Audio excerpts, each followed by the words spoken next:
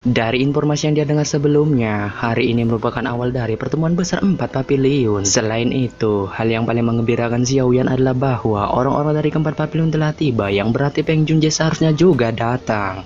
Jika saya benar-benar bertemu Peng Junje, yang terbaik adalah mengamatinya dengan tenang sebelum melakukan kontak dengannya. Meskipun guru telah mengatakan bahwa saya dapat mempercayai dia sepenuhnya, yang terbaik adalah berhati-hati. Xiaoyan berubah menjadi sosok hitam yang terbang melalui pegunungan, sementara pikiran ini tetap melekat di hatinya. Gunung petir angin ini sangat luas, bahkan dengan kecepatan Xiaoyan, dia masih menghabiskan hampir setengah jam sebelum mencapai tengah pegunungan. Namun, ada gunung yang megah dan curam yang terletak di tempat itu. Itu ternyata adalah Gunung Petir. Xiaoyan mengeluarkan pujian untuk gunung petir ini yang menjulang sebelum menggerakkan tubuhnya untuk mendarat di suatu tempat di dekat pangkalan gunung. Bagian atas gunung petir adalah pavilion petir angin. Pertahanan tempat ini luar biasa ketat. Kadang-kadang akan ada sosok manusia mengepakkan sayap doki di langit untuk menghindari masalah dengan para ahli di pavilion petir angin. Xiaoyan tentu saja tidak akan menggunakan metode brutal seperti itu. Garis di kaki gunung ini mungkin panjang, tapi Xiaoyan masih memiliki sedikit kesabaran. Xiaoyan maju bersama dengan kelompok manusia dan akhirnya berhenti ketika dia akan naik ke gunung. Pada saat ini, ada dua jalan batu yang mengarah ke gunung. Satu disediakan untuk orang-orang yang datang menonton pertemuan besar, sementara yang lain disediakan untuk beberapa ahli muda yang datang untuk berpartisipasi dalam pertemuan besar. Ada hampir 100 murid lapis baja dari pavilion petir angin menjaga bagian depan dua jalan batu. Ekspresi sangat di wajah mereka juga menimbulkan tekanan. Ini mengakibatkan tidak ada yang berani menimbulkan masalah. Selain itu, ada dua pria tua di depan 100 murid ini. Yang satu laki-laki dan yang satu lagi perempuan. Mata Xiaoyan membeku ketika tatapannya melihat kedua orang ini. Ini karena mereka berdua adalah orang yang telah menemani Nona Feng ke Gunung Mata Surga saat itu.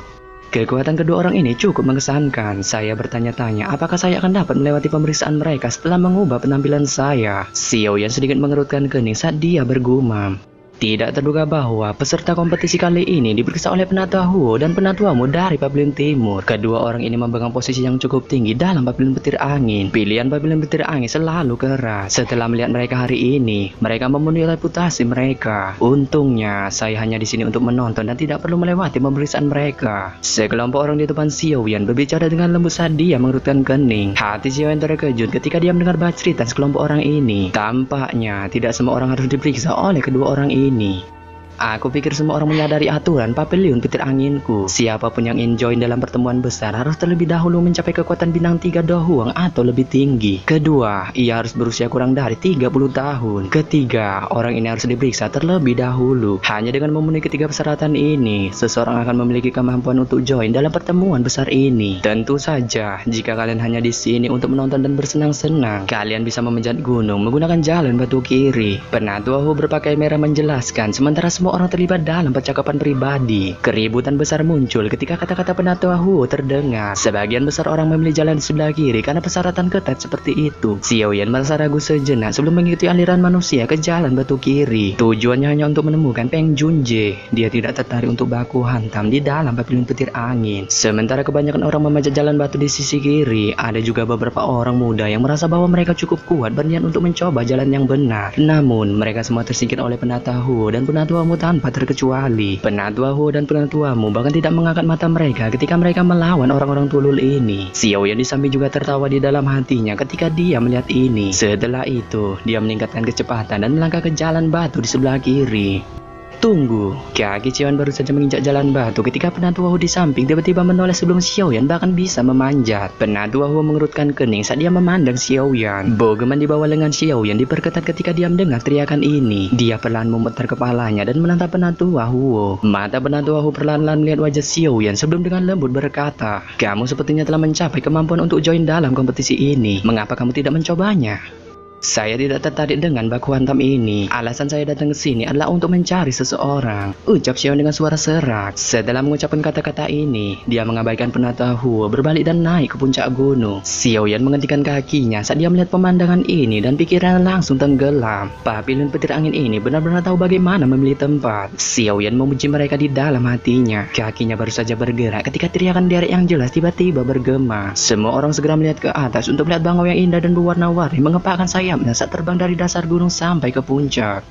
7 derek besar berwarna. Mungkinkah Nona Feng dari pavilion petir angin yang ada di sana? Tatapan Xiaoyan berhenti di 7 derek besar berwarna itu. Dia tidak lagi memandangi derek itu. Sebaliknya, tatapannya mengunci ke arah sosok cantik di belakang bangau besar itu. Ketika Xiaoyan melihat kembali wajah itu, wanita itu memang Nona Feng. Derek raksasa itu tidak berhenti karena banyak seruan dari jalan gunung. Dengan kepakan sayapnya yang besar, bangau itu meluncur ke awan dan dengan cepat menghilang. Xiaoyan perlahan menarik matanya setelah derek besar itu menghilang. Sepertinya wanita ini tidak sederhana. Saya telah melihat orang-orang dari 4 pavilion. Jika saya benar-benar ingin membandingkan mereka, Nona Feng ini adalah yang paling berbahaya. Xiaoyan menunjukkan ekspresi suram di wajahnya saat dia bergumam di dalam hatinya. Jika saya menebak dengan benar, kemungkinan pemenang terakhir dalam pertemuan besar 4 pavilion ini adalah wanita ini. Xiaoyan bergumam pelan. Setelah itu, dia berhenti diam di jalan gunung ini lagi. Dia meningkatkan langkahnya. Pada akhirnya, dia berubah menjadi garis hitam yang dengan cepat melesat ke puncak gunung. Meskipun gunung petir ini cukup tinggi, Xiaoyan berhasil mencapai puncak gunung dalam waktu 20 menit. Xiaoyan baru saja naik ke puncak gunung ketika suara seperti iblis mengalir ke telinganya menyebabkan dia merasa sedikit pusing. Ketika dia pulih, matanya melihat dengan rasa takut yang tersisa. Dia langsung terpana. Yang bisa dilihatnya hanyalah lautan manusia yang tak berujung. Xiaoyan terdengung sejenak sebelum dia menghela napas pasrah. Tubuhnya bergerak dan dia bergegas ke sebuah pohon besar berwarna perak. Pada saat ini, cukup banyak orang juga berdiri di pohon perak ini. Karena itu, Xiaoyan tidak merasa khawatir. Dengan bantuan pandangan yang baik, Xiaoyan dapat secara kasar melihat puncak gunung petir. Tatapan Xiaoyan melihat di sekitar tempat ini sebelum berhenti di depan stadion besar berwarna perak. Xiaoyan duduk bersila di pohon perak ketika dia melihat bahwa pertemuan besar belum secara resmi dimulai. Setelah itu, dia menutup matanya dan memulihkan tubuhnya. Waktu Xiaoyan memulihkan diri tidak bertahan lama ketika suara gong yang jelas tiba-tiba muncul di gunung petir. Segera, banyak ahli lincah muncul dari puncak gunung. Setelah itu, mereka menyebar terpisah. Posisi di mana ahli-ahli yang tersebar ini menempati posisi yang sangat baik. Mereka secara kebetulan mengepung seluruh puncak gunung. Setiap gerakan yang aneh akan dikunci oleh mata tajam para ahli ini.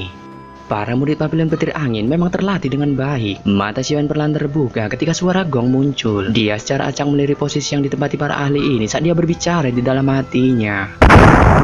Petir besar tiba-tiba turun dari lapisan awan, sementara Xiaoyan bergumam pada dirinya. Dia menyipitkan matanya dan mengamati petir besar ini. Beberapa orang perlahan berjalan keluar dari tempat itu. Akhirnya, mereka duduk di kursi kayu perak. Mata Xiaoyan melihat mereka dan tatapannya segera berhenti pada sosok yang sudah dikenalnya. Rasa dingin melintas di matanya. Petian.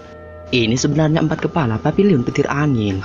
Pavilion petir angin memang dipenuhi oleh para ahli. Orang di tengah ini kemungkinan adalah Lei Junjie kan? Beberapa seruan bergema di tempat itu ketika semua orang membuka mata mereka dan melihat 4 orang di kursi. Jantung Xiaoyan berdetak tak karuan ketika dia mendengar seruan ini. Pandangannya berbalik dan langsung berhenti pada seseorang di tengah. Apakah dia kepala pavilion petir angin yang disebut Lei Junjie? Dia memang sangat menakutkan. Xiaoyan menghela napas. Ini adalah pertama kalinya dia melihat Douzong yang nyata. Wush. Suara angin yang menusuk telinga tiba-tiba bergema di atas gunung petir ketika Xiaoyan merasa takjub di hatinya. Segera, semua orang tercengang melihat pedang besar yang memotong ruang yang jauh. Dalam sekejap, itu muncul di langit di atas stadion.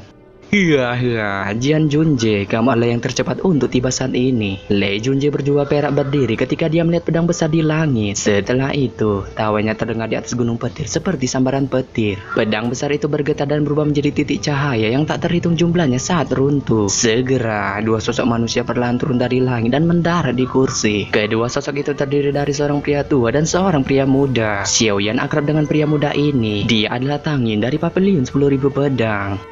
Tidak terduga bahwa bahkan Jian Junjie telah tiba. Sepertinya mereka yang telah tiba di gunung petir angin sebelumnya hanyalah pihak yang maju dari 4 pavilion. Kemungkinan mereka yang tiba sekarang adalah individu inti. Penampilan Jian Junjie langsung menyebabkan kegemparan di stadion. Jian Junjie tidak terlalu peduli dengan tawa Lei Junjie. Dia memutar matanya dan duduk di kursi. Tangyin di belakangnya dengan hormat berdiri dengan tangan diturunkan. Jian tua masih memiliki temperamen seperti itu. Sepertinya pertandingan saat itu masih merupakan noda di hatimu. Tawaan tiba-tiba terdengar ketika Jian Junjie baru saja duduk. Segera cahaya hitam bergegas dari kaki gunung. Tampaknya teleportasi telah terwujud di kursi mereka. Dengan lambai lengan bajunya, sosok itu dengan santuinya duduk. Sosok manusia yang muncul adalah seorang pria tua berjubah hitam. Kulit wajahnya keriput dan terlihat agak tua renta. Saat itu, aku tidak beruntung dan kalah tipis darinya. Setidaknya itu jauh lebih baik daripada dikalahkan di tangan Peng Junje. Tidakkah kamu setuju dengan itu, Huang Quan Junje? Jian Junje melirik pria tua berjubah hitam itu yang bernama Huang Quan Junje ketika dia berbicara dengan suara santuy. Mata Huang Quan Junje langsung berubah ganas ketika mendengar kata-kata Jian Junje. Namun, sebelum dia bisa membalas, ada sedikit perubahan pada ekspresinya. Mata jahatnya terkunci erat di langit. Ada angin seperti auman naga yang tiba-tiba terdengar dari tempat itu. Segera, dua sosok manusia perlahan muncul di stadion. Kedua orang yang terakhir muncul secara alami menarik perhatian seluruh stadion, terutama bagi Xiaoyan. Dia sebelumnya sudah bertemu dengan Mu Qingluan berpakaian hijau. Oleh karena itu, matanya tidak berhenti lama padanya sebelum matanya tiba-tiba berhenti pada pria tua di depannya. Apakah dia Peng Junje? Mata Xiaoyan perlahan melihat pria tua berpakaian hijau itu. Kegembiraan juga melintas di matanya. Sementara kegembiraan muncul di dalam hati Xiaoyan, Lei Junje dan Jian Junje di kursi tersenyum dan menangkupkan tangan mereka bersama ketika mereka melihat Peng Junje tiba. Wajah Peng Junje tersenyum hangat ketika melihat mereka. Dia membalas dengan hormat kepada Lei Junje dan Jian Junje.